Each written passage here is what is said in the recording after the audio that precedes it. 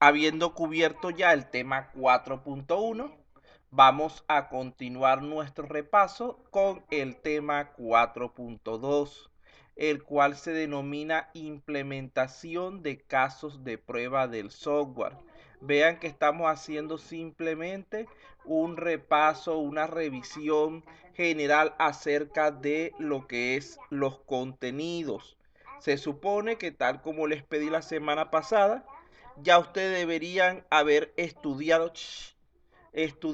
dichos temas para hacer sus preguntas, sus aclaratorias en el día de hoy. Así que les agradecería, muchachos, un poquito más de participación, porque para repetir solamente lo que se ha dicho ya, simplemente bastaría con que ustedes vieran los videos. La idea es que ustedes buscaran detalles que les hayan resultado problemáticos o que no hayan comprendido del todo dentro de lo que es el contenido y poder explicárselos en el día de hoy. Bueno, comenzamos entonces con el 4.2.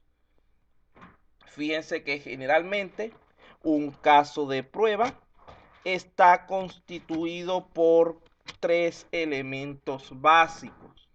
Por una parte estarían los datos de entrada que vamos a ingresar a nuestro sistema para la ejecución de la prueba. Luego de esto estarían las acciones o eventos que tenemos que realizar durante su ejecución. Y finalmente, los resultados esperados. Estos tres componentes, la unión, la combinación de ellos, son los que van a dar vida, los que van a permitir utilizar cualquier clase de caso de prueba que estemos nosotros diseñando. Como dice aquí en esta afirmación, el diseño de caso de prueba tiene un objetivo fundamental. La idea es detectar la mayor cantidad de fallas y errores posibles con la mínima cantidad de esfuerzo y de tiempo. Entonces, como pueden ver, allí tenemos que tratar de que nuestros casos de prueba sean optimizados en todo momento.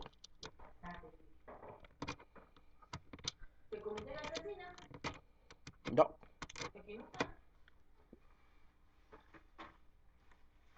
Bueno, aquí tenemos. ¿Serás tú, Milena? Bueno, aquí tenemos algunas características, algunos elementos relacionados con lo que sería el diseño de casos de prueba. Vean que en primer lugar debemos identificar, debemos conocer el sistema que vamos a probar, porque de otra manera, ¿cómo podríamos nosotros construir una prueba adecuada respecto a algo que no conocemos? En segundo lugar, debemos diseñar la prueba y especificar los diversos casos que se pueden presentar. Es decir, construir esa secuencia, ese algoritmo que nos va a guiar durante la ejecución de nuestra evaluación. Y además de esto, conocer qué tipo de datos de entrada podríamos nosotros tener en cada caso. A eso es que se refiere este segundo elemento. La tercera habla de especificación de lo que es los procedimientos de prueba o script. Esto se refiere a lo que es el documentarlo, el tener esa información por escrito o en digital que sirva como guía al momento de ejecutar el caso de prueba. En este punto hay que estar muy pendientes con lo que es la formalidad de la documentación de la prueba. A pesar de que actualmente existe la tendencia a trabajar con metodologías ágiles que reducen, limitan muchísimo lo que es la documentación de los sistemas, siempre debemos diseñar, siempre debemos documentar nuestros casos de prueba, al menos hasta cierto punto. Así exista o no la obligatoriedad de ello, ya que si no lo hacemos así, va a ser muy poco lo que vamos a poder aprovechar los resultados obtenidos. Cuando vamos a realizar los casos de prueba, debemos nosotros establecer valores de prueba tanto positivos, es decir, aquellos que nosotros esperamos que el cliente ingrese y que van a dar un valor correcto durante el procesamiento de la función. También debemos añadir valores negativos, es decir, valores que no debería ingresarse a nuestro sistema. Si tenemos un rango permitido entre 80 y 100, debemos probar con valores fuera de ese rango también, para verificar cómo se comportaría ese sistema cuando haya esa variación, digamos así, no aceptable. Además de esto, siempre hay que recordar de probar con lo que llamamos valores inesperados. Estamos hablando allí de datos de entrada que no deberían existir en el sistema, pero conociendo que quienes ingresan los datos son personas, puede suceder que se ingrese un carácter o una información de esta clase por error. Por ejemplo, es muy común que en vez de colocar un 1 coloquen una L, o en vez de colocar un 0 coloquen una o piensen que eso es una O. Y esto debería ser gestionado por el sistema, ya que estos no son valores numéricos, no deberían poder ingresar información, pero tampoco lo podemos dejar así. Hay que darle al usuario un mensaje indicándole lo que sucedió, porque su información no fue procesada. Puede que por error presionen inclusive un carácter especial, como la arroba, o inclusive den el espacio en blanco y le den enviar. Repito, todo este tipo de situaciones deben ser planificadas, deben ser pensadas de antemano por lo que son los desarrolladores y haber preparado ya ciertos manejadores de errores que se encarguen de su resolución. Además de esto, debemos plantear en qué situaciones vamos a usar la prueba en forma de regresión. Es decir, cuando estamos probando qué elementos, cuáles elementos adicionales podríamos necesitar probar para garantizar que todo funciona correctamente después de una reparación, que es a lo que se dedican las pruebas de regresión que ya habíamos estudiado en el tema anterior. Entonces aquí tenemos lo que ya expliqué ahorita. Aquí estaría un poquito de información de teoría acerca de ello. No voy a volverlo a decir porque sería redundar demasiado. Eso es simplemente leer. También tenemos otro tipo de clasificación de las pruebas, la cual va a depender del tipo de documentación que se haga de las mismas. Podemos tener pruebas de carácter formal, que son las que tienen una descripción bastante detallada y completa, y tenemos las de tipo informal, que se limitan a brindar simplemente la información mínima necesaria para lo que es la resolución o el análisis, Milena, baja la voz, de lo que estamos nosotros evaluando.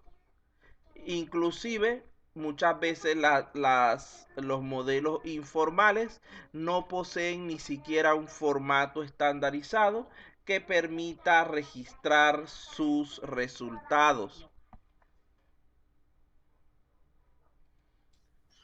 Profesor, una consulta. ¿Se Ajá. puede hacer un software sin si el si la documentación de prueba no lo exige el cliente? o si dentro de la creación tampoco se crea. No entiendo. No se O crea sea, ¿se que puede hacer un software sin documentación. sin documentación? Sí. No se puede, pero no se debería, realmente. La Ya, documentación, porque por lo menos debería existir una documentación mínima que sirva de referencia. Ahí estaríamos hablando de un proceso ya de tipo informal. Si nosotros trabajamos con la metodología RUC, es obligatorio llevar documentación formal. Pero cuando trabajamos con metodologías ágiles se minimiza dicha documentación en pro de lo que es aumentar la velocidad con la que solucionamos el problema. Es decir, para terminar más rápido, reducimos la documentación que estamos nosotros generando. Pero recuerden que hay ciertos elementos de la documentación que serían nuestros entregables, que son los que van a ir validando el trabajo que estamos haciendo y que por lo tanto no deberían faltar. ya, profesor, muchas gracias. Entonces, terminando aquí la idea, imaginemos que, por ejemplo, el mismo software creado con la metodología RUC a lo mejor lleva 100 páginas de documentación, pero creado con metodologías ágiles, tal vez con 20 páginas pueda ser suficiente. Entonces vean que limitamos, reducimos la documentación, pero nunca deberíamos eliminarla por completo. Porque si no, ¿cómo vamos validando, haciendo nuestras validaciones con lo que es el cliente? Esos documentos entregables se van definiendo o se definen durante la planificación inicial. Imaginemos que estamos trabajando, entonces lo primero que le vamos a presentar sería el diseño de los casos de uso. Para así él pueda tener una idea, a ver si lo que estamos planeando programar cumple con lo que él necesita. Podríamos también incluir allí el diagrama de entidad-relación de la base de datos, el cronograma de actividades, el presupuesto. Vean que todo eso, a pesar de que no estamos hablando de un manual, es documentación. También podría incluir al menos un manual resumido para lo que es la operación del sistema que el usuario reciba, bien sea en físico o en digital. O en ese caso, como hablábamos la última vez, la información podría ser, eh, digamos que ese manual de usuario podría hacerse de forma activa, donde dentro de la misma aplicación, tipo una ayuda en tiempo real, cuando el usuario necesite cualquier información, el sistema sea capaz de proporcionársela. Pero siempre debe haber algún elemento de este tipo, porque si no vamos a tener al cliente llamándonos en busca de información, de soluciones, prácticamente a cada momento. En cambio, con el manual, ya él busca solucionar muchos problemas por su propia cuenta, ahorrándonos a nosotros a largo plazo bastante tiempo y esfuerzo. Bueno, por aquí ya terminando lo que era el tema 4.2, tendríamos la definición de una condición de prueba, que no es otra cosa sino aquel elemento o evento que queremos evaluar a través de nuestros casos de prueba. Simplemente eso. A ver, ¿qué me queda? Ajá. Y aquí tenemos combinaciones de casos de prueba. Nosotros podemos juntar varios casos de prueba para construir un juego de prueba, por ejemplo, para un sistema o para un módulo. Y también podemos realizar las pruebas para diferentes escenarios. Llámese, por ejemplo, en primer término, el laboratorio, donde hacemos prueba en un entorno ideal. Y en segundo término, el negocio, donde hacemos las pruebas en un entorno real. Vean que estos dos entornos, estos dos escenarios, situaciones, son bastante diferentes. En el laboratorio, los factores externos que puedan modificar el comportamiento de nuestro sistema se encuentran bastante controlados.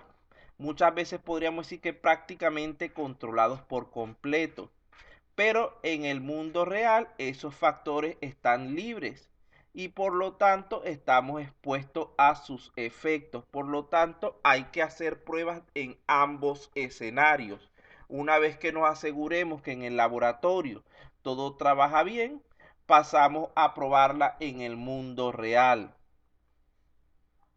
Los juegos de pruebas, simplemente lo que queremos hacer con esto es agrupar las pruebas en conjunto para facilitar su aprovechamiento, para organizarlas mejor.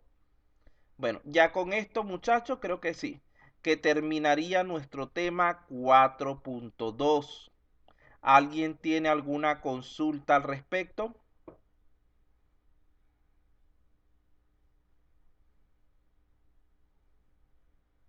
¿Alguna duda, alguna pregunta?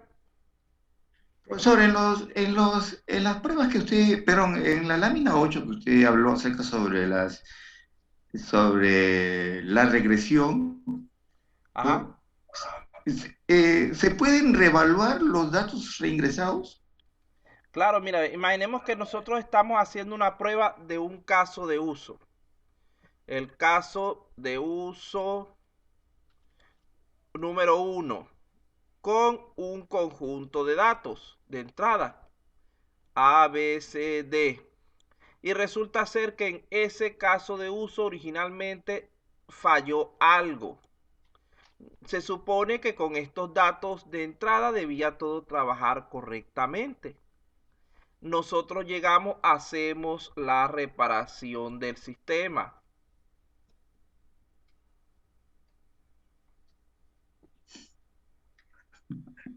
Y una vez que reparamos el sistema, volvemos mediante lo que denominamos una regresión a ejecutar el mismo caso de uso para verificar con los mismos datos que ese problema ya fue resuelto, que ya funciona correctamente. Si ese problema resulta ser que ahora sí trabaja correctamente, podemos continuar hacia el siguiente caso de uso, no, pero en caso de prueba. Al siguiente caso de prueba 2. Pero antes de ello, lo normal es que adicionalmente hiciéramos ciertas verificaciones a otros componentes que estaban asociados. Supongamos que esto sea módulo 1 y resulta ser que el módulo 1, la porción que se reparó, estaba asociada, vinculada con el módulo 3. Entonces yo tengo que verificar también el módulo 3 mediante algún caso de prueba, no necesariamente el mismo, que me permita establecer que él sigue funcionando correctamente después de la reparación que le hice al módulo 1. Si esto funciona correctamente, ahí sí puedo entrar en mi caso de prueba 2. ¿Entendida la idea? Sí, profesor. Comprendido, Vea que comprendido. los Sí, datos de comprendido. entrada, cuando estamos Sí. haciendo aquí la regresión, los datos que estamos usando aquí en la regresión son los mismos que habíamos usado originalmente. ¿Por qué? Porque tenemos que verificar que este problema fue resuelto. Si le metemos otros valores, a lo mejor el problema no se activa. Entonces volvemos a usar, repito, los mismos datos para evitar eso, para garantizar precisamente que nuestro problema ya fue resuelto. Ya. Ya, profesor, muchas gracias. Ajá, bueno, breve descanso, 5 minuticos porque ya hemos cubierto 2 temas antes de continuar con el tercero. Tomen su cafecito, despiértense bien, muchachos, que el único que está despierto hasta el momento pareciera ser el señor Obando. No he oído a nadie más por allí. Y volvemos después de este breve corte comercial. He tomado taza de café, profesor, por eso estoy despierto. Ya me falta una, pero de todas maneras sigo despierto. Estoy en dos clases, ingeniero. Ah, bueno.